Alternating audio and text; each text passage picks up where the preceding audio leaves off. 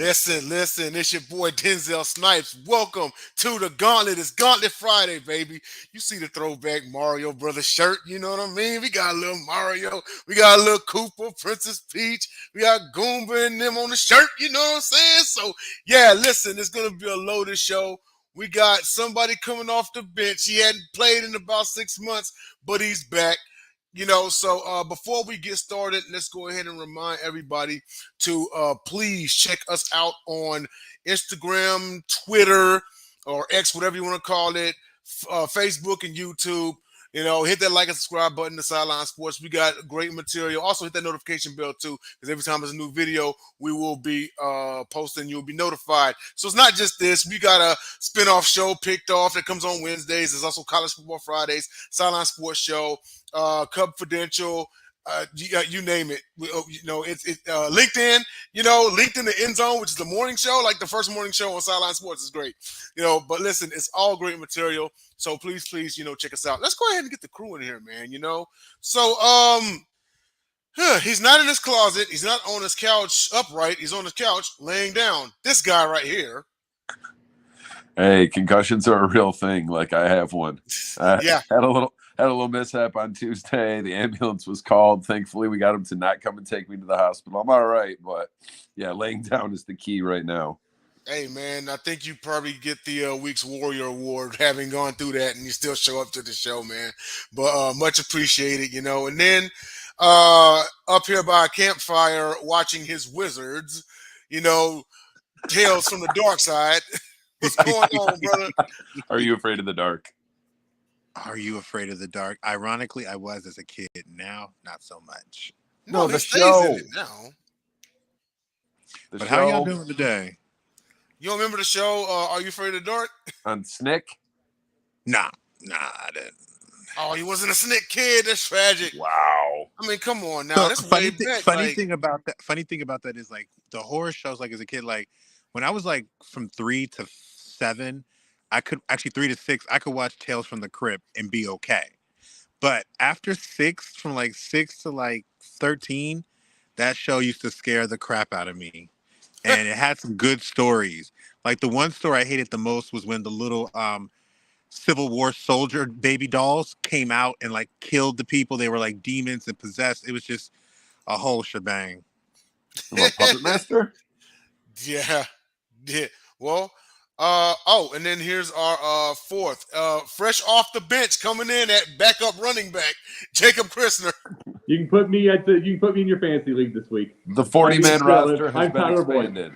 Huh? The 40-man roster has been expanded. Exactly. No, horror bored me as a kid. They still bore me. They bored me to tears. Horror stuff. I was a Snick kid.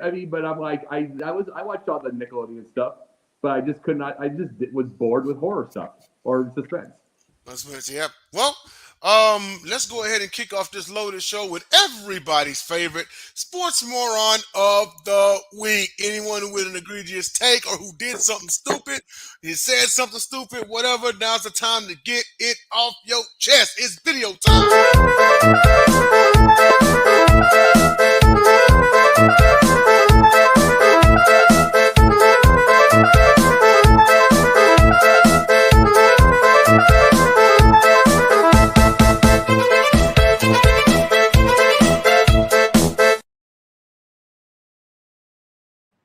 I don't think I've ever seen John Shearer like any angrier. Like that's I just love it. Dom, who you got, man? Sports moron. I didn't have one originally, although I just saw something earlier. I can't remember what NBA arena it was, but somebody had to delay the start of their game because the special court that they laid down for the in-season tournament apparently was faulty. So they had to, I can't remember who it was. So they had to switch it back, and the start of the game has been delayed. I can't remember who it was, though. I just saw it like an hour ago. By the way, these in-season tournament courts are ugly as sin. You don't like them? I like bright, crazy, weird color combinations, but I'm flipping between the Pistons, Sixers, and Boston and the Nets, and they're both just ugh. Ugly. I think the whole I in-season love tournament them. is just kind of a farce, but different story for a different day. They're I kind of agree with like, George. you know what they remind me of? You ever watch Oregon's basketball team, their court? Yes. That's Yeah. what it reminds me of. But Yeah. I don't like the tournament, but I actually like the courts. It's something different, and I would like to see it every now and then. Heck, I actually want to see a game in person with the court like that. So I'm looking to see when the play like these tournament games. I like it. I do. Yeah. Absolutely. Someone tried to throw me tickets for tonight, but I'm like, nope, got my show, can't do it. Yeah. JJ, you got a sports moron, man? Yeah, and it's crazy. It's the same person I had last week because not on George Pickens. Oh gosh, Again? Doubling down. Yes. So here's the thing. An article came out on ESPN, like, I think a couple days ago, and I was reading it. It was how Deontay Johnson and Najee Harris were pretty much trying to keep, George Pickens composed. And their comments were basically saying, hey, when we win, it's a part of the team, opportunities come, and then it's okay. We're going to try to win a big goal, right? In that same article, when they asked George Pickens, he going to take a page out of John Morant's camp and say, I wasn't angry about not being part of the team. That was all basically saying it was all made up. And I'm sitting there thinking, like, they were forgiving you. This article was basically letting people know you had a moment, but you figured it out with your team. Just take your L. Like, you just made even a more moronic comment because you doubled down and tried to say what people were thinking was going on wasn't going on. Because why would Deontay and them talk to you if you're not mad about the celebration or you're not mad about anything that's a part of the game, which was people were alluding to? Mm-hmm. My man, like, oh my gosh. And I'm just sitting there thinking, like, I really hope you get somebody in there that's going to get you right, because you're heading down Chase Claypool territory right now. Like, you're really heading down that territory. It's the Antonio Brown curse, man. Like, these diva receivers at least he had a resume to be the way he was, because he didn't really start tripping until like the 4th or 5th year, because that man was everything. At least he had. To keep it real, he didn't start tripping until Smith-Schuster got there, and it was the one season that he was not voted team most valuable player. It was Smith-Schuster. Yeah, and that was his thing, AB. But at the same time, this is different. You're not him. If you were like, your resume is not even close to that, and it's just like, bro, like, no need to double down. We heard it, we saw it, we analyzed it, and we move on. Yeah, absolutely. You won't be this moron now. Last but not least, is moving on to our guest, Jacob. You got a sports moron? I know you do. Oh, Colin Cowherd. Now, wow, don't be mean, man, Colin. Yeah, don't be Colin Cowherd. You've already did damn straight. I'm going to. Let me see. What did you say? Oh, you were saying in your show, because you're not paying attention. You see, here's the thing. My original pundit was the idea was based off of his show. Basically, a standalone with one producer. The idea and everything had two different. It had two different shows. Went to hour 47. Couldn't keep it there, and then we got it right. And then we also made it a news magazine type idea that's awesome today. Now, here's the problem. The problem with him, he does not study what he talks about. For instance, he just said, now that the Bears won, they're now too good, and they might have lost their chance at the number 1 pick. Forgetting Dom was talking about before the show. Forgetting that they took Carolina, and then he doubled down. Oh, give him a break. This is the thing. This is why I enjoy Sideline Sports and doing what I do. I want to make money just like we all do. But no one holds Fox or ESPN, no one holds these guys accountable. There was the same with the DeMar Hamlin thing when they were saying he was the first one ever to deal with that on the field, when there was that Chuck Hughes situation. We can understand the young ones, but the old ones were doing it too. Yep. And old ones are doing it too. The biggest problem with all of these is the fact that too many people watch and not enough. And it's like, it's the same fact that it's like, if someone like this isn't going to hold himself accountable, how are fans? True. And fans already are looking for entertainment instead of winning anyway. So I'm glad I'm doing what I'm doing, even if I'm having to wait a while for wherever the success is. It's just like, I don't want to have to be held accountable on something. I want to be told, or I want to know. Right. And Colin's issue is the fact that he once was somebody who cared. He got himself all the money, and then it still reminds me of what he did with Trey Lance when Trey Lance was banging his daughter. When Trey Lance banging his daughter, all of a sudden he was going to be the greatest quarterback of all time. When it stopped, all of a sudden he never said that, and then he was back to it again. He has no scruples, no anything. It's all entertainment, and I mean, I'll admit what the original pundit was. I love it now. Yeah, and with the and it's a lot like that with the cowards and the Baylesses of the world. Is they say things for shock value. The question is, at some point, when does it go when does it kind of cross the wrong bridge? But I mean, hey, it's worked this far. I don't see it stopping anytime soon. The crazy part about you saying that, I understand the young ones, but the old ones, come on, is like nowadays it's like easier to like come across information because all you got to do is just pick up a phone and look it up, right? Or get on your laptops. Like back then they had to go to libraries and they had to, like look up all this stuff outside of going out there and actually doing interviews. So there really is no excuse to just miss that kind of information. You know what I mean? No, and it's not, and it's getting me irritated because one of the things about it is if anybody would see my email lists in the morning when I'm putting, and mind you, I still got ones that aren't read or everything. If they would see, it's not just like I'll get the people with our NGBN, I'll get all that stuff, but I also get information after information after information. It's where I get a lot of my topics for pundits. Yeah. And it's like where I get a lot and getting these ideas. I don't know where it became bad to just get truth and why that doesn't make, do we have to force it down people's throats to make truth, make money? That's all I ask. Interesting. Well, I'm going to move on to our next topic here, and that is our pseudo rapid fire, step into the gauntlet segment. So we're going to go around the board here, clockwise. We're going to try to keep it at about a minute, too, just short answers. This one or that one. All right. So, first question, step into the gauntlet. Who would you rather have, prime Tyreek Hill or prime Deshaun Jackson? Dom, go. Tyreek Hill, just based on a slightly a route tree with at least one or two more branches, and I think he's got better hands. Jacob, who you got? Tyreek. I like Deshaun, and Deshaun can go make plays, but Tyreek can drive. Deshaun is the big playmaker, the monster playmaker, but Tyreek he's the monster playmaker, and he extends drive, and he can do slants, and he can do all this stuff. He has all kinds of things. He's just better. All right, JJ, who you got? Tyreek. Just think he's a better wide receiver. I think Jacob kind of summed it up. My most memorable moments of Deshaun's career is just the punt returning, which he does have a little bit of edge, and then just the go routes, where I've seen Tyreek take screens, drags. It's just I think he's a more polished receiver than Deshaun Jackson. Yeah.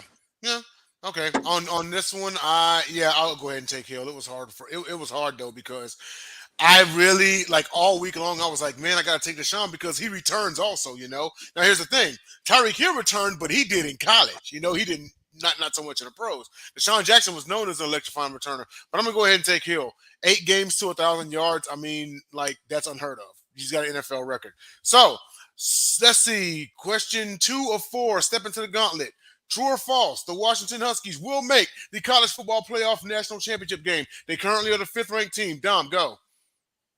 Wow, that's tough.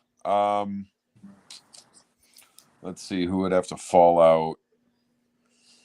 Keep in mind, Ohio State and Michigan are in the top 4, and they have to play each other. Right. I think they still both get in, though. By virtue of that, wait, Washington's still undefeated, right? Correct. All right, I'm going to say yes, just because I think they somehow squeeze out, probably not Ohio State, probably Michigan, because their strength of schedule is pathetic. Plus, Harbaugh's suspended for the rest of the regular season, so I say yes. Okay. Jacob, who you got? No. And, they're great. They're nice. They're beautiful to watch. Once you get that far, Can they beat an Ohio State? Yes, just because even though I like Kyle McCord, he's not the playoff type of quarterback. So we're going to go to that. Someone like Georgia with that defense. With that defense, they have not met yet. They have not met a defense like that. When you see a Georgia defense, think of Iowa with an offense. Right. And it's just true. And Washington has not met anything like this yet as far as defensive things. So they're going to run right into that. So it's going to be a no. All right, JJ, what about you? So if I understand correctly, you're saying, will they make the national championship game? It's possible. It's possible. Definitely think it's possible because at the end of the day, it'll just kind of remind me of the typical high-flying offense versus a amazing defense if they were lined up against a Georgia team. But we don't know what's going to happen. But I definitely think they're capable. And I definitely think that they have an offense that can come and score with pretty much anyone. It hasn't been tested with the Pac-12 defenses, but sometimes you don't. In the SEC, sometimes you may not see the same type of speed you may see from these places as well. And that possibly can have a chance to kind of get over on you and some. Absolutely. All right. Question number 3. Step into the gauntlet. At this point, Patriots owner Robert Kraft is only keeping Bill Belichick around long enough to break Don Shula's head coach wins record. Dom, go. I don't know if that's it or not. I think it's more so he's trying to find a viable replacement. As much as I hate the Patriots and most of their fans, I hope it's not Josh McDaniels. Actually, I kind of do because I love this era of Patriots football right now, also known as irrelevance. I don't think that's the reason why, but I do think he's letting him overstay his welcome. Okay, then. And Jacob, what about you? Yep, he was. He was. Not after this. Not after this. Belichick's probably going. I never would have believed it even last year. He's probably gone. And it's like, and here's what's so funny. They put rumors online stating that the Cats would go try to get Belichick. And it's like you saw how lost he was with Cam. How lost he was with Cam trying to get him. Imagine trying to do Fields. So it's like he needs a West. I'm not going to say. Here's the deal. I'm not going to say just Brady because you can find somebody. Hypothetical. He go get himself Aaron Rodgers. Go get himself whatever, and they would get himself a little more success than he's got with Mac Jones. He's even won 19 games with Mac Jones is a miracle because there's another coach going to win one. But the biggest thing he's not. And that's just the biggest deal is it's going to be over with soon. And that's the craziest part. And it's going to be a lot earlier than we thought. So I think he was, but it's not going to happen. All right. And then lastly, JJ, what do you think? No, I don't think that that's the case. I honestly think that I think he has staked enough of a reputation, and I think he has staked enough of a, prestige about him to stay and be able to have a chance to kind of continue on. I mean, at the end of the day, it's either is he not good anymore and you need to get rid of him, but yet in the turnaround, everybody will acknowledge that the team is trash. You get rid of one, you get rid of the other, you get rid of the Hall of Fame coach. Or you're going to which one do you think is more, pertinent to the actual problem? I think it's the team. I don't necessarily think it's Bill Belichick because at the end of the day, we both know in this game a quarterback and coach are kind of tied to the hip. If one's not looking good, the other one's not looking great. I mean, we remember a couple years. Look at Dan Campbell with Jared Goff. They're tied together. Dan's a good coach. Jared's doing well. Harbaugh was about to get fired. Then look who came along. They're tied to the hip, and now look at Harbaugh. Get a better quarterback and get a better team, and you might actually see these Patriots come back. Yeah, just might. And then, last one, and this one here will be a bit of a faster answer. Quarterback Kyler Murray returns. Cardinals total wins for 2023, over under 4. Dom, over or under? Well, now that you told me that Modern Warfare came out yesterday, I'm going under. Yeah. Jacob, over or under 4 wins? Under. For one, there's going to be some rust. At first, he's going to get Atlanta, which that's going to be a big game. Then the week is going to be Stephen A. and everybody's saying, "Oh my God, he's going to be wondering to go get himself whatever," and then he's going to face off against a real team, get slammed. And it's just what the thing is. Atlanta's going to give him the wrong idea. but because he's going to have some rust still, and he might even have rust in that game. So it's going to be under 4, and you're right, the video games will make it worse. JJ, over or under 4 wins? Under. That team is trash. But Clayton Tune. Clayton Tune. Clayton Tune. All right, well, looks like that does it for Step Into the Gauntlet. We're going to move on to our Gauntlet Grinders for Week 9. Dom, who you got? Gauntlet Grinders. Let me just consult my notebook here because I forgot it off the top of my head. NFC, I've got the Pastronaut, Josh Dobbs, coming in, having been a Minnesota Viking for all of 4 days. Didn't know the full government names of several of his receivers. Comes in off the bench, yet manages to go 20 of 32, 158 yards, 2 touchdowns, 66 rushing yards, and another touchdown in a win over, it was Atlanta. And I don't think this guy's the savior of the franchise. They still need to be looking for someone else in the offseason via free agency, a trade, the draft. But for this week, it's Josh Dobbs. AFC, sorry to steal your thunder, Jay, but it's CJ Stroud. 470 passing yards. 5 touchdown passes, which I believe is a rookie record. This dude is the real deal. He's already got Houston to more wins right now than I thought he'd get them all season. Mm-hmm. And it just makes me happy because it proves that Chicago picked the wrong quarterback yet again. But yeah, it's CJ Stroud. All right, and JJ, who do you got for Gauntlet Grinders? Oh, you can go ahead because I actually can't remember right now. All right, well, we'll move to Jacob. Jacob, who do you have? Good ones, Dom. So I'm just going to name some. I was going to have at least one of those, but I'm going to name 2 that are off the top of my head right now. NFC, I'm just going to go with. I'm going to say congratulations, Tyson Bagent. You got 2-2. You feel to be coming back. You are the UDFA Division II guy. Put a lot of work in with a really bad offensive coach and did what you could. And you got a couple wins out of it. You got some touchdowns out of it. You made mistakes along the way, and you learned. So that's the definition of a grinder. So I've got this, and the other one, the AFC one, I'm going to put this as the one that didn't play this week, but is on the team. Leonard Fournette. He's back. He's back with Buffalo. And I look forward. I'm saying he's back with Buffalo. Maybe he's on the practice squad, but he's grinding his way back, and he is in shape. He looks tremendous. Oh, I saw that picture of him. I was like, oh, my Lord. Yeah. Let's just say I stole him, and I stole him from the free agency thing in my fantasy for both leagues. He's in my bench of both leagues. I'm just waiting.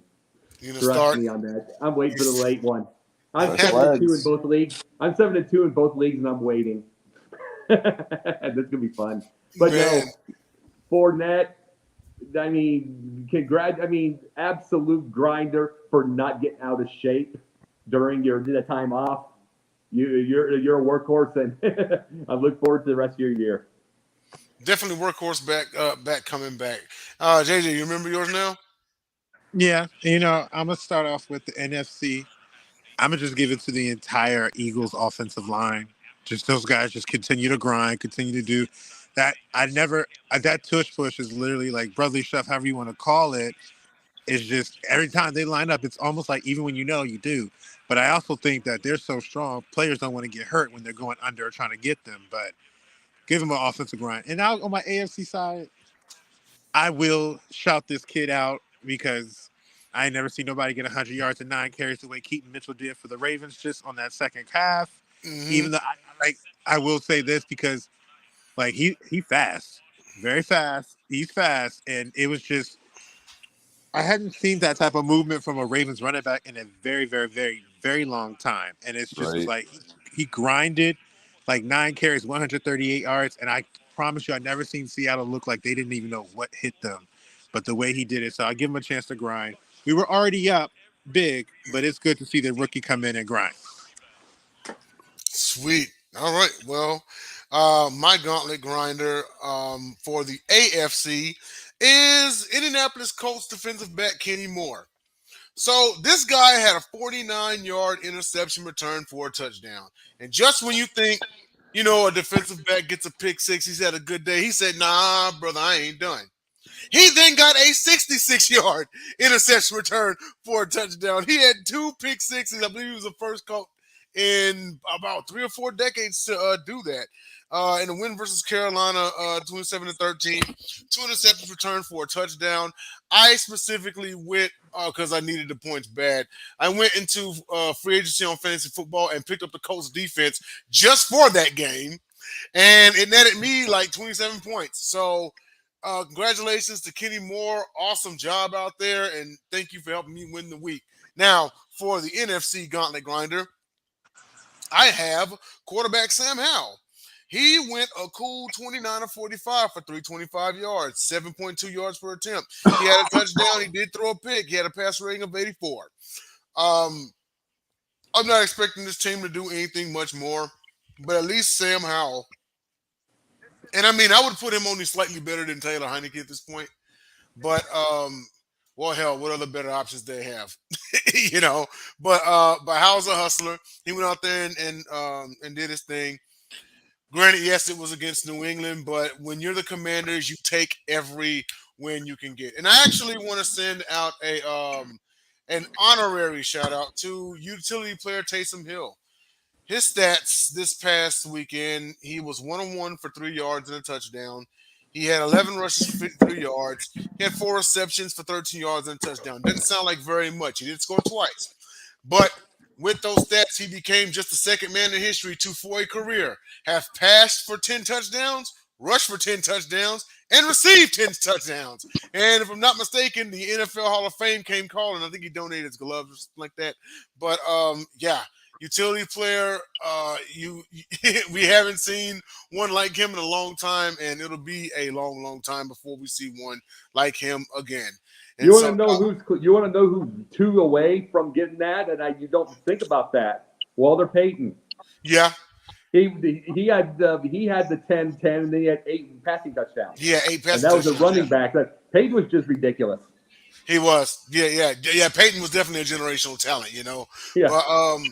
But we're about the midway point of the show here, and we're on to our last 3 topics. First one right here.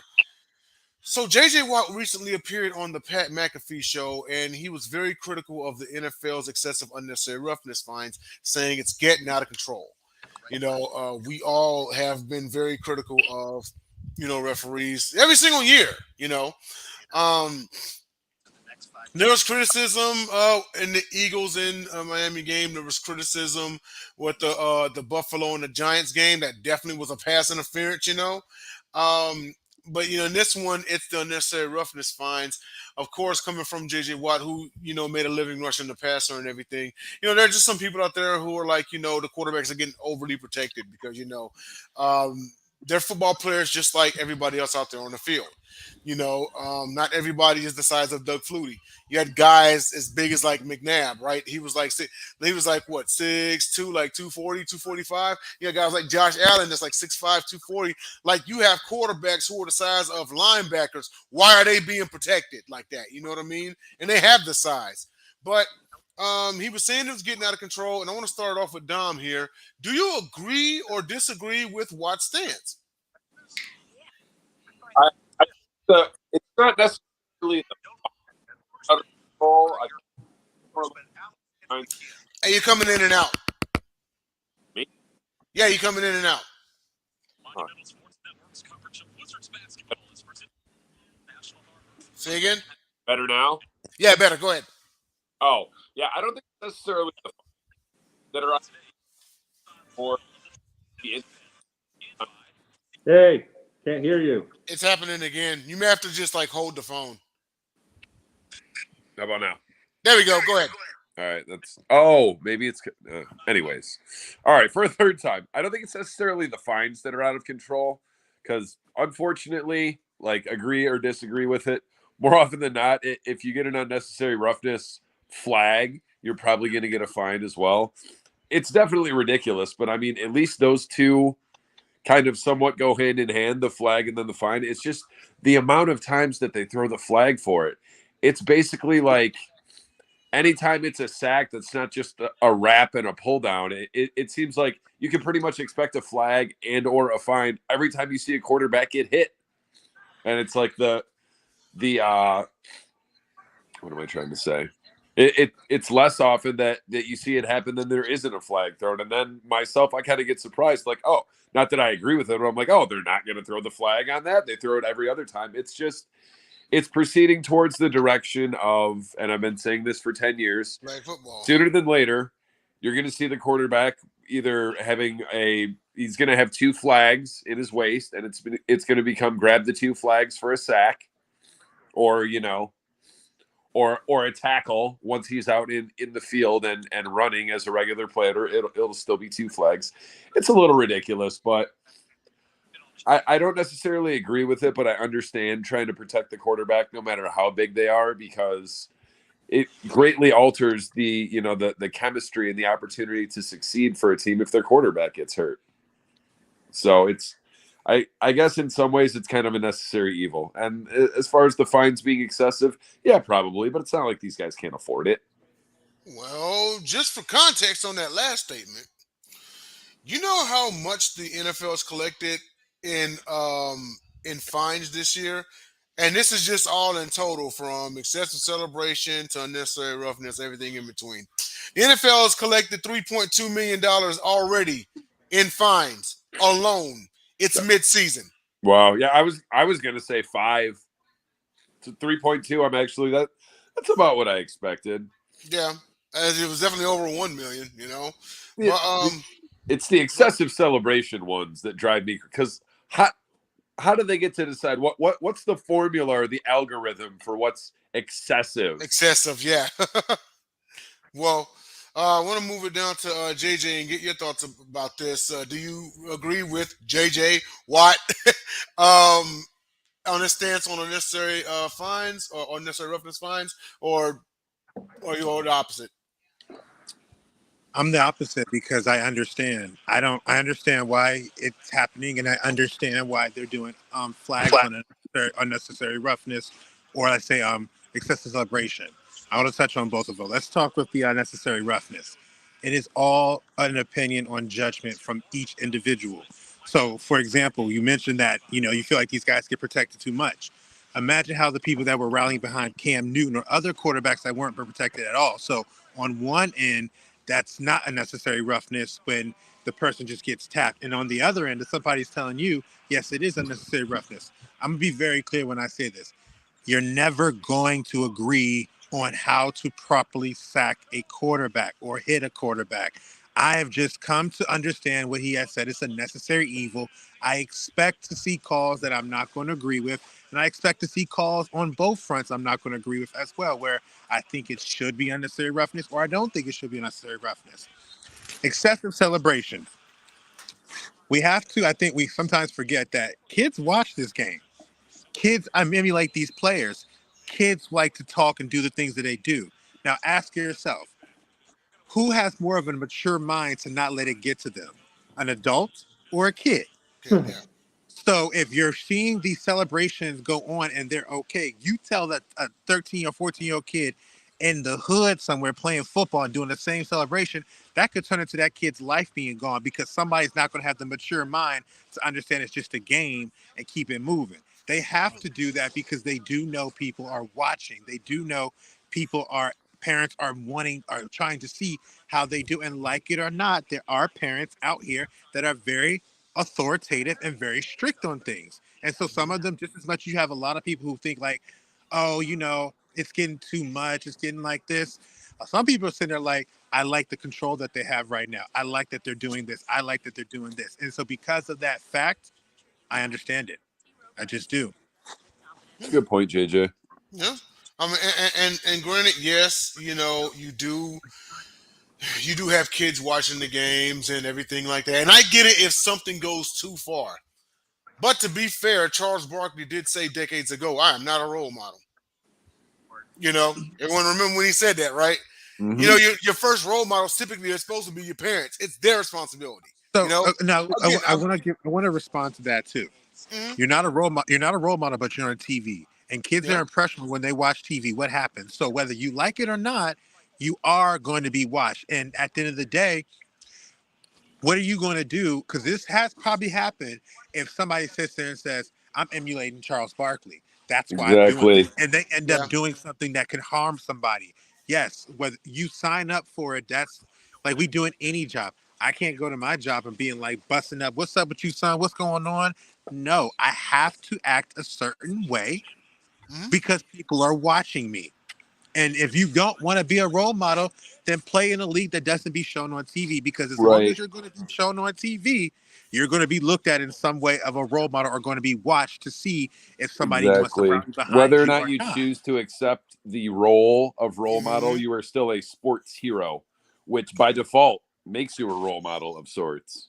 By default, yes. But also at the same time, and I understand where both y'all are coming from. But also, you could just damn talk to your kids. You know what I mean? Hold on, but no, hold on. I Look, will say, you don't. Jacob, One second. You don't imitate every damn thing on television. Okay, some shit just stays there. You know what I mean? Like, but you can't stop that. Kids are impressionable, whether you like it or not. They'll go to school and want to emulate stuff. But like, True, but I like Jay will say said, talk this to your kids. in terms of the role model thing with Charles Barkley. You say you're not a role model. I better not ever hear a speech of you saying you want to motivate the youth and everything and things that you do, because if that's what you say, you are a role model. mhm, Period. no, I can see that also. But sports aren't real life. That like a movie obviously is not real life. But sports, it's not real life to me either. Just because it's not scripted, and but and it's competitive and judged by, or it's dictated by rules and refereed by referees. It's not real life. These guys are getting paid millions of dollars to play basketball. It's not real life. No one else but them are doing that, much like movie stars getting paid millions of dollars to act. But I can see both sides of it. Yeah. Well, Jacob, what do you think about everything that was said? Number one, Dom, not every, you're talking about, oh, they have the money. Here's the thing with something like this. Depends on who. There are the athletes now that Yeah. absolutely do have the money. Then there are ones that waste it and they're check to check like we are because they waste it. So it's like there was one that got here's the thing. You have Deontay Foreman. He just got fined $53,000 for he got $53,000 for like putting his head down so he could like get out as a running back. His check that he gets is like 64. So he's got family, he's got all that. It just really depends. Did they save enough or anything like that? Or are they going to be tight for that week? And all that kind of stuff. And to say this about the parents, let me say this there, guys. These are parents that we're seeing on video all the time beating up on each other, beating up on referees, beating up on coaches because they're not giving their kids time and play. They're as immature as their kids. So how do we trust them to actually say something? That's a good How do we point. trust them to say anything because they're as immature as their kids, if not worse? I mean, how many times do we see those videos? How many times do the kids get in on the fights? Never. It's always the ridiculous parents. And they get enabled, yeah. Yeah, and it's but the thing is though, it's not just. I brought up Deontay Foreman. He just got the big fine for just putting his head down while doing a run, like a hard run, 3-yard run.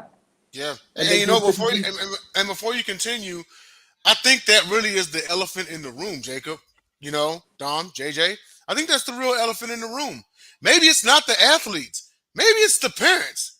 Sometimes the parents are worse than anybody because you got to think toxic parents and you live with them every single day. Right? Yeah. No, 100%. You're right. Go ahead, Or Jacob. the kid, or the kid that doesn't have their parents at home because they're working all the time. Yeah, that too. So they have but nobody. One big thing you guys are talking about flag football. They are right now not within this time frame are they going to have flag football. They are in 28. They're in 28. They are praying it doesn't go dull because they would love to be able to do the flag football. And see, there's a reason, and I say this part all the time. I hate hearing 7-person formation with these guys. I hate it with a passion because there's all men on the field. It's that woke garbage. Saying 7, but I'm starting to understand the more I think about it. It's the fact that they want to go flag, which is if it goes flag, women are going on. these teams, because they're not going to get hurt if it's a flag football. So they're getting ready for 7-person. It's right now 7-man, but they don't want to say it. Yeah. And it's like, but they're going to go. They're going to go. They're just. This is the thing. They're trying to get themselves in flag, but they're hoping flag doesn't go dull in the Olympics. You know what I'm saying? If it goes dull in the Olympics, it's over for the NFL. They're not going to do it no matter what anybody says. But if it is excitement and the gold medal game's amazing and people are watching like crazy, we'll see it 4 or 5 years after. But that's the big deal. It's like, that's why they say things like 7-person formation instead of all that, because they want it in flag. They're not going to put women on a tackle thing and get murdered. They're just not going to. Go ahead. No, I think I was going to let. I know you finished about that. I'll let you finish. I was going to add. Yeah. They're not going. They're not going to. As I said, as much as we'll see it in the smaller schools and do everything, NFL's not going to risk themselves and get women hurt on a tackle thing when they could get killed. With a lot of the way that these men are just as athletic and they hurt themselves. How many people do we see go off on a stretcher? They're not going to put a woman through that. But if it's a flag football game, it will be women. There'll be women, and it'll be a co-ed team. That's just the way that it will go. And so they're hoping flag works. So I will say this, and I hope that they agree and they do this. If you're going to have the flag football Olympics, please don't ask any NFL players to play. Let the talent outside that didn't get a chance to get to that level, who still is sufficient, play, because then it becomes more realistic and more to rally behind the people. People forget the Olympics, and this is not necessarily their fault. Maybe it's just that times change or whatever. But when the Olympics was an honor for the country, winning the Olympics back in the day was because it was normal people that you hadn't seen, or there was in certain situations like shot put or track and field or whatever, that is what made it amazing. So if you have the people that are like us every day going to the flag Olympics and winning, you might inspire excitement because people feel like, okay, if I don't make it to the NFL, if I don't get a chance to go to college football, I can still work my butt off and try to make an USA Olympic team because there's tryouts for us. And I've seen people who didn't get a chance to get to their dreams have another dream like this. So I just really hope that you do not put the NFL players in here, because I think we've seen enough people say there's enough talent that didn't make any particular professional league to still be enough to help this country win. Yeah, and you know what? And before I end it with Jacob, I want them to put out there, like, the first thing they put out there is, hey, NFL talent, y'all are excluded, because you'll have people who automatically assume that and be like, nah, I'm not gonna go off for it. Right. So make sure you put that out there first, like, hey, NFL talent will be excluded. If you ever play pro football or anything like that and there's record of it, then no, you can't try it or anything like that. Because people, they're probably going to invite the NFL guys or some XFL dudes or whatever anyway. I won't have a shot. I never played pro ball, so yeah. But before we move on, Jacob, did you ever thought about what JJ Watt said? Oh yeah, that's what I was talking about. That's the thing in the first place. I was just bringing that part up, is like the whole point of it was that D'Onta Foreman got his too. They're just going after everyone. They're just going after everyone with the crown, the helmet, they're doing everything, including running backs just going for a 3-yard gain. And the biggest thing is, of course, they're too much, but I have to say this also. We're in a time now where you have the Toy Story game that was from England, and it's in Andy's room. And if there's someone hurt and injured, they're going to be like, let's go over to Woody doing a stunt. Yee! No one's going to be seeing an ambulance or doing anything like that. We talked about this on the pundit, yeah. Yes. That's just the way it's going to be. So they're trying. It's like what I grew up with was a Tampa Bay guy. Absolutely. And you can go, and I'm talking about Dom. Absolutely destroying a 80s NFL a Detroit quarterback on the sideline with a flying spear and no penalty. Oh boy! We grew up with something like that, but this is agents and lawyers running the world now. It's just going to be this way, as much as we hate it. Yeah, Absolutely. Well, I want to move on to our great talk on this topic. We got to move on to our next topic here, and that is he's back. He's back. Rams signed quarterback Carson Wentz. So my question is, come on, y'all knew he was going to find a home at least. Is this his last chance to prove he's still a formidable QB, or is he XFL or USFL bound? Dom, starting off with you, what you got? Um, that's tough. I would like to assume that it's his last chance, but I also kind of thought that his previous chance was his last chance, so I was kind of wrong on that. So I would assume this is his last chance.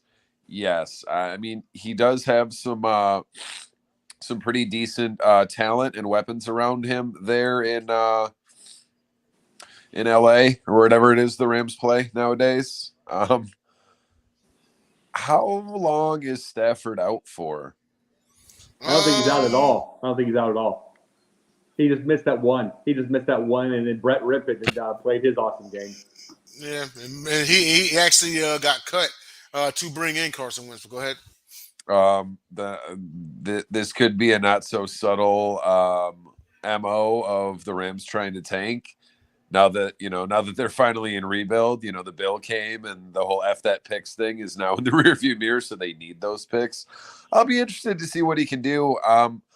I'm to this day, I'm still kind of surprised the way that Wentz fell off a cliff like that. I mean, it all started way back when during his what would have been an MVP season. Then he gets hurt. Then he has to watch Nick Foles go bring a ship to Philly. And I mean, I still think the dude has the tools. It's just it's above his neck, or it's above his shoulders and between his ears now. So if he can wipe the slate clean mentally, there's a chance he could save his career. But at this point, I've just seen too many missteps along the way, and he started to get prickly with the media, and now you hear he's not a great teammate. So yeah, I think this is his last stop as far as an NFL uniform and collecting an NFL paycheck. But it'd be very interesting to see what happens. Yeah, absolutely. Well, JJ, what do you think? You think it's his last chance? I don't know. Like, I'm kind of like Dom as well. I just don't know what went wrong. Like, is it one of those things where because he was that MVP year or that year of the He was 13, lights out. Yeah. he looked like he was doing the dang thing, and it just did the dissension or the Nick Foles winning the Super Bowl, and it just feels like one single event just led to the downhill of everything because he doesn't play with the same confidence anymore.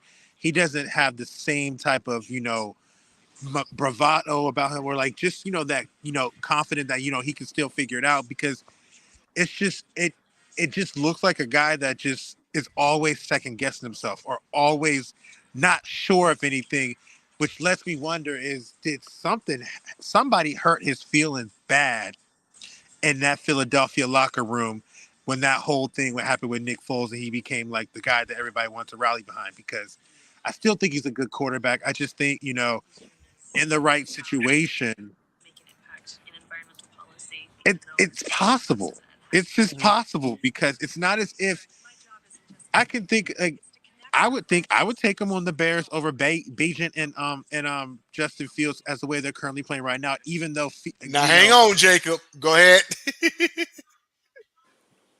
I like them, but it's just like at the end of the day, like I think that the guys that are people that say like, well, he's not better than this person, not better than this person. They're in very fixed and controlled circumstances. You don't see like these no-name quarterbacks or these quarterbacks that are like, the Josh Dobbs and them really being out of their element. They're just staying within their offense. But with Carson, you can have a chance to take some shots. It may not always work, but sometimes it does. And it's just like, it's a high risk, high reward. Yeah.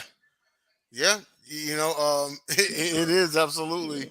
But I mean, he's he's gonna have a chance to throw the Puka Nakua and Cooper Cup. There's that much. But lastly, I want to end it with Jacob.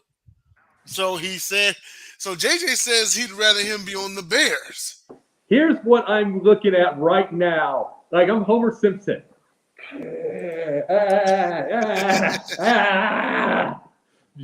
That is watching Carson Wentz with Luke Getzey. That's that. So no more.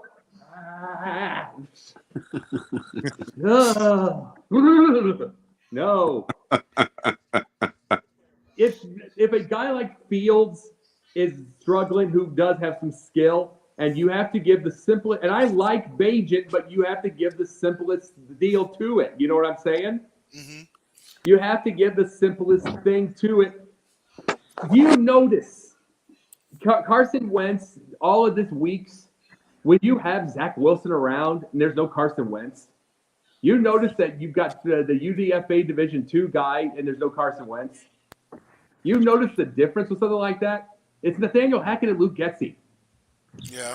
You want to know what we have in here right now? Sean McVay and a pile of Nakua. You have Cooper Kupp. You have those. I mean, Tutu Atwell. You have those type of things. Is this it? No. In fact, you could go to Dallas. You could go to Cleveland, maybe. I'm saying these are ones with pretty decent offenses. You know, the ideas. But he's not going to go to the main thing about it is he's not going to go to a crap. And this is somebody he'll say no to. He'll say no to really crappy OCs. He is admitting without admitting it that he needs people around him, that he needs help. He's not alone with something like this. He is not going to get it all by himself, like the Bears fans did with Fields. Oh my God, he'll make Nagy look good. It's not that. He's never going to be. He's admitting it without admitting it. Yeah. And so he's getting this. And here's the thing also. If he succeeds in his time that he plays there, who's to say is this Matt Stafford's it and they don't have to go after anyone? They're going to try Wentz. Yeah.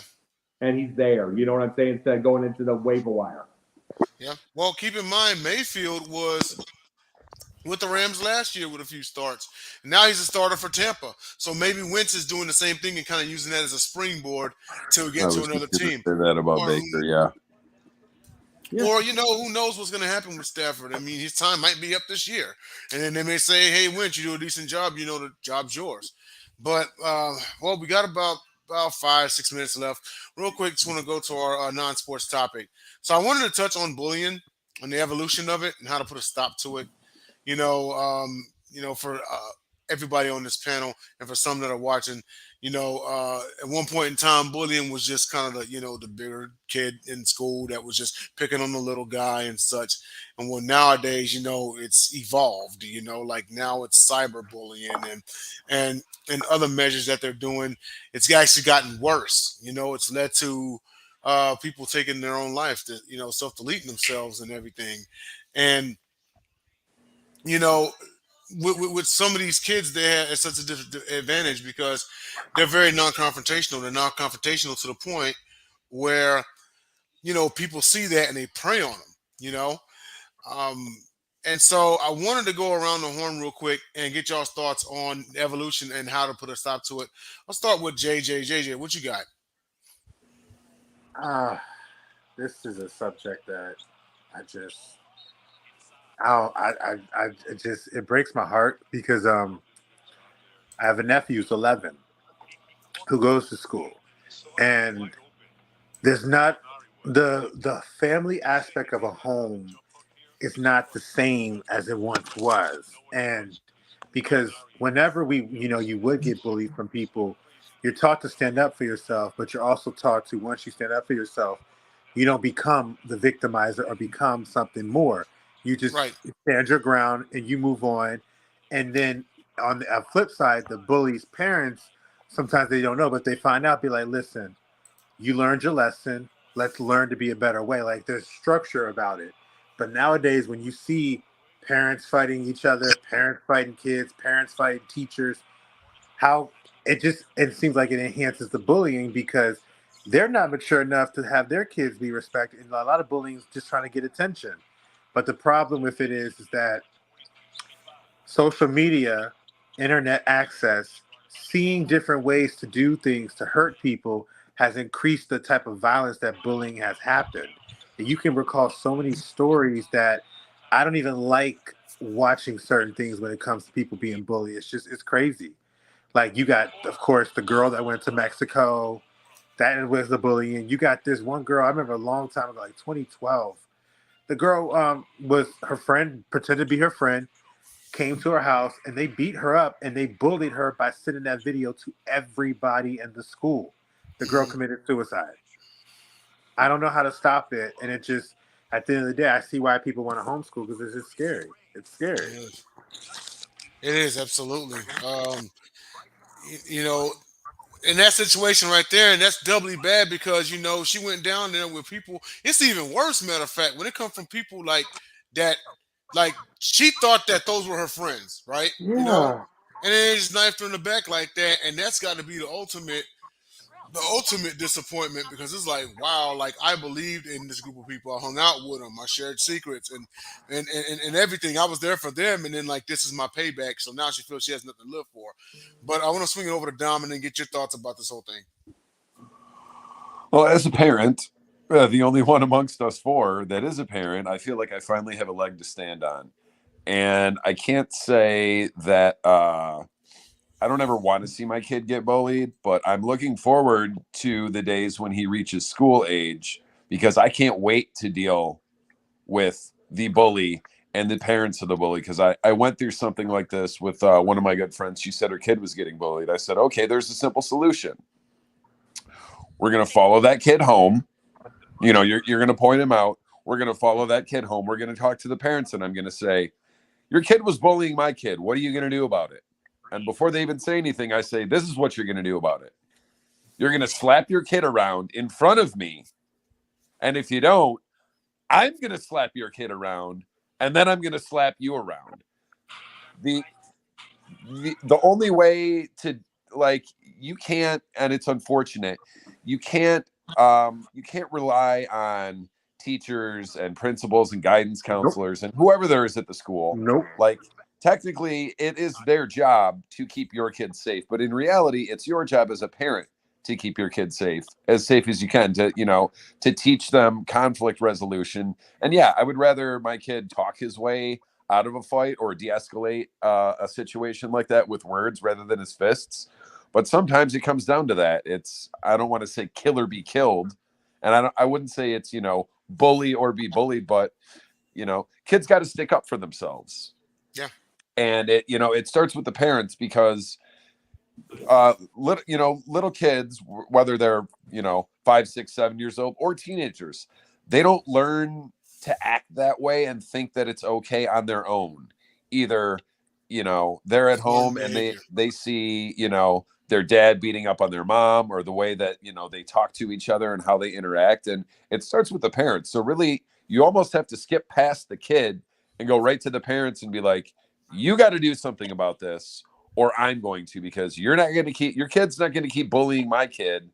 And extreme situations call for extreme measures. And a lot of these kids that end up being school shooters, they were bullied all growing up. And obviously, in no way, shape, or form am I saying it's okay, but when it runs unchecked for that long, that's what happens. And in some ways, you can blame the parents of the kid that was bullied as well for not knowing what's going on. Like, yeah, they're like, oh, I can't get my kid to talk to me. Well, guess what? You're the parent. So if you want your kid to talk to you, you sit them down and you say, you're not getting out of that chair until you tell me what's going on. Like, if you're a decent, what's the word I'm looking for? Attentive parent, when something's going on with your kid. Exactly. And if you can't get your kid to talk to you about what's going on, then you're already failing as a parent. And the longer it goes unchecked, next thing you know, your kid that you may or may not have even known was getting bullied goes into a school and shoots a bunch of kids. Hate list, yeah. So yeah, it starts with it's a parent thing, both of the kid that's doing the bullying and the kid getting bullied. You have to find out what's going on, and then you have to take it up a level to the parents, because You can't get someone else's kid to act how you think they should. You got to get to the parents. But yeah, that's it. Yeah, absolutely, you do. And me personally, before I swing over to Jacob to close it out, and this is how we came up. It's like if you want them to stop, you're gonna have to stand up for yourself. You have to stand up. I worked at a prison for a year. A lot of people know that. And one thing about inmates in prison is, there are fights that go on, especially if there's a new inmate coming in. If you back down, you're going to get bullied. You're going to get talked about. You have no choice but to fight. And it's not a matter of if you win or lose. It's a matter of if you will fight. Because if you lose, at least you still get respect. Now, how do I allude to this? At some point in time, like Dom said, you may have to stand up for yourself. And again, it's just a matter of whether you will fight or not. But I want to go. I'll close it out with Jacob because I know this is a big topic for you. We talked about this several times on Pun Is Punted, and get your thoughts about this. You've heard the story. I'm gonna bring this. Yeah, I had my own little share of bullies, but that was melonhead, that sort of thing. Who cares? I was a tall enough kid. I was skinny, but I was tall enough, so I didn't get thrown into lockers. You know what I'm saying? I didn't get physically abused the way a lot of smaller kids did or anything. I just didn't. I'm lucky of that, but I didn't. But I had another problem. I got bullied by a teacher once, the football coach. I wasn't even on the football team. He literally made up a charge of sexual harassment that wasn't happening with girls that weren't watching, and got me to the principal's office, the new dean, who was a woman. She was brand new. She was a woman, so she listened to everything. Let me tell you this: I had no defense. I had no anything. The teacher had everything. The teacher made it up. The coach made it up. The coach lied, and I had no thing. They said, "Call your mom." I called Dad. Yep. Because he had some power. He had some power in that community. I knew the whole thing. See, there are kids that deal with this. We're going to talk about this in a minute. I was lucky because I was out of the in-school suspension in 5 minutes. He handled that because he went to the school board and he knew him. There's a lot of kids that deal with this situation. Their parents don't have that kind of power. I was lucky. I was very lucky. And it's like, it's one thing with the kids. What if it's teachers doing this? If we just dealt with this with an 8-year-old kid. Mm-hmm. A little kid named Ash, who's the one that all he wanted to do was, when he got his homework done, write in paper, and the teacher tore up his paper, said, "You're never going to be famous," and made fun of him in front of the class. And it's and stuff like that. That's why I was saying the other day, Ash, we got your back. We do. We're going to know this, and that teacher's a loser, because the teacher is a loser. But what if there's our teachers and the administrators and that who are doing this to you more than the kids? Tyler. Yeah, I know what you're saying. Yeah, exactly. But what if they are? I will say forever, I was more than lucky in my situation. That can go on a record. You know what I'm saying? Mm-hmm. That can go on a record. I'm just saying it now because it's well past deal and nothing happened. And I was gotten out of and it looks thing. But what if I would have lost my dad 2 years earlier? He had congestive heart failure. Could have been. He was 65, right up the thing. He could have passed. Yeah. What if I didn't have him? I didn't have a chance. So there's just luck that came onto that. But there are kids that don't have that luck. And it's like, you remember the term of John Lewis, get into good trouble? Remember what he said that? There's a whole thing at the Atlanta Hartsfield-Jackson Airport, whole thing that says get into good trouble, and shows all his videos and all that kind of stuff. Sometimes you need to get into good trouble. Sometimes there are stupid rules that need to be broken. Right. Sometimes the parent's just going to have to get what the parents did in Loudoun, the county in Virginia. He got himself arrested because his girl got sexually assaulted by the transgender in a bathroom, and he was going after them. And then they were saying, and they were trying to hide it. They were trying to hide it, and he won his case and he got his money. But that's what's called good trouble. It's like they were getting, the girl was getting bullied, the parents were getting bullied, everything. Sometimes there's good trouble you need to get into to stop this. Sometimes there is, because there's a lot of politics and a lot of unfair situations that go on, and you can't just follow or take it. Sometimes it does take the, I'm going to get him. You know what I mean? It's like some people don't like the I'm going to run through a wall personality like some are. You know, that is black and white. Some don't like it. But sometimes it's what's needed. Exactly. You guys got to know, sometimes it's what's needed. There's no question. Take care of it. There is no question. You need to go black and white and no gray. That I'm going to run through a wall. I'm going to run you through the wall with me. Yeah. Sometimes it's needed. And it's like we don't have enough of them out there, including the men. And there are women that will do it, but they don't have the power. It's like sometimes you're just going to have to give yourself power. And what's going to be of the bullies, they're never going to stop. They're not going to stop bullying. But at some point, it's going to have to take the good trouble to stop the thing. And don't worry if you get yourself in trouble, because that's the number one worry and why these kids commit suicide or why they get depressed. They're worried about getting in trouble. They're worried about the embarrassment. And sometimes you're just going to have to look straight forward and handle it. And you're going to have to teach them to be able to. I feel for that girl who got beat up in a room that showed all over the place. But that was obviously handled by the parents too soft. That's one of those where you got to go full blast on them.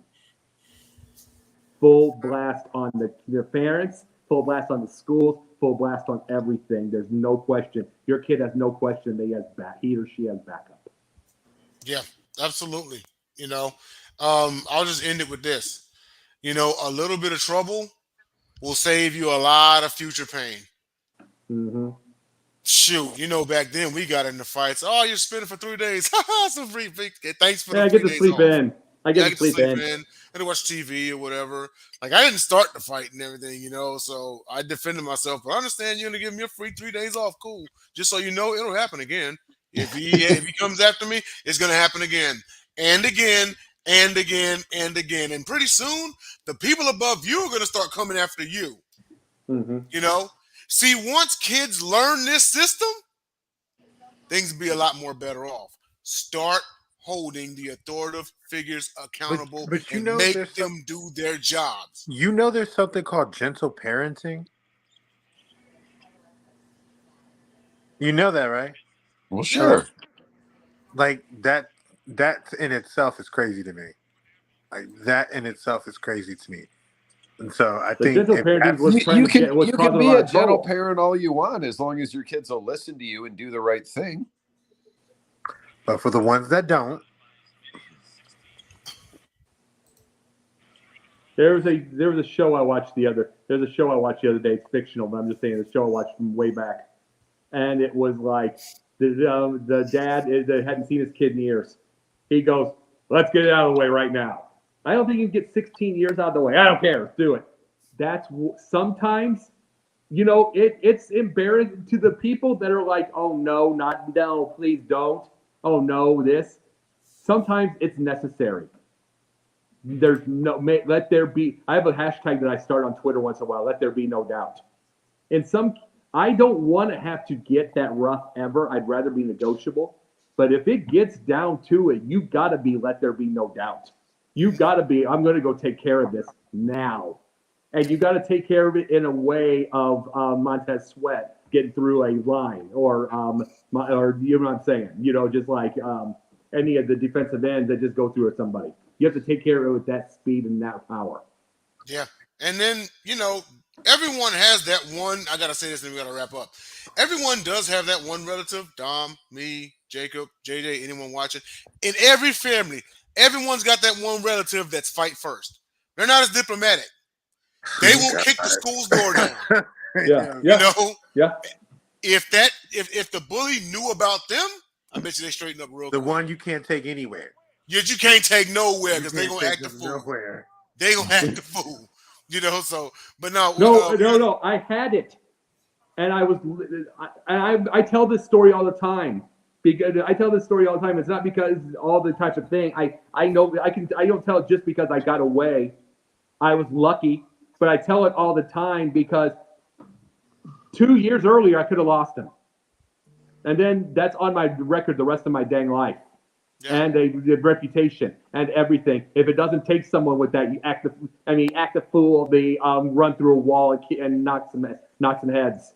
If it wasn't for that, I'm not physically, but verbally. Yeah. If it's not that, I have a problem, and that's the thing. Sometimes, yeah, you hear from the wife, no, come on, please, stop, whatever. You need that. You need that guy. You need that man. You need, even if it's a woman. Sometimes it's a woman. It's Claire Huxtable. Sometimes you need it. You need that dog. Yep. Yes. You need that dog. Absolutely. Well, we did go 11 minutes over, but great conversation. Now, I brought this up because, to basically put awareness out there, and it's going to take us all to put, curb bullying and everything. So, if you have kids or if you have nephews or nieces or anything like that, and they're kind of going through it, just let them know that's going to be there for them, even if you have to burst through that wall or jump off into a window or something like that. And, thanks to everybody for tuning in. Everybody in the comments, shout out Bacon Grizz, Cowboy X Factor, Pastor Ingram. We didn't get to talking about the Devil's Letters tonight, but that's cool. We probably will next week. So, Jacob, once again, thanks for coming in. Anytime, love it here. Love it here. Bench, you know what I mean? Shout out to JT. Hope he's having fun in his cousin's concert. And so, what is going? He said Regina George isn't telling my girl that is the ugliest effing skirt I've ever seen. No, she's just gonna call her. She's just gonna call her a fugly slut. This is Giovanni. Yep, I'm very sick. Shout out Matthew Walsh. He actually popped in the comments a little bit. Bully on social media, sticking by his favorite players, even though he's gotten death threats. Why would he want to bully Gianni? Yeah. So he's very sick that. Okay. I think he. Yeah, okay. He accidentally posted the same comment. Yeah, everybody in the comments, thanks for lighting it up, And we will see you all next week for actually you will see three of us and hopefully JT on Wednesday for Picked Off for the next week's NFL picks, and of course next Friday. So until then, I am the sniper. That's the pundit down there. That's the Ravens aficionado, and that's the One Pride representative. That's concussion protocol. Concussion protocol. Get well soon. We will see you all in 5 days because it'll be Wednesday. All right, later.